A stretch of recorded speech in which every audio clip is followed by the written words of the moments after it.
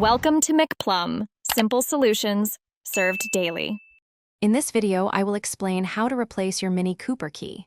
First, locate the small release button or tab on your key fob. Press it to release the emergency key blade. Once the blade is out, you'll see a small slot. Use a flathead screwdriver or a similar tool to gently pry open the key fob casing. This reveals the battery compartment, making it easy to access the old battery.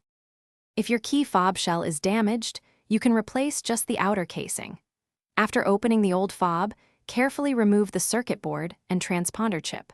Place these vital components into the new key fob shell, ensuring they fit snugly.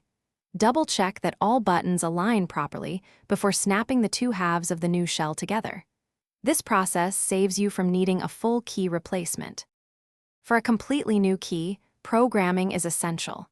Insert the new key into the ignition and turn it to the first accessory position without starting the engine. Hold the key in this position for about 30 seconds. Then, remove the key. Immediately press and hold the unlock button while simultaneously pressing the lock button 3 times.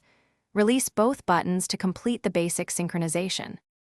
Certain Mini Cooper models, especially newer ones, may require more advanced programming that cannot be done manually. These keys often need specialized diagnostic equipment to be linked to your vehicle's immobilizer system. A certified Mini Cooper dealership or an automotive locksmith can perform this service.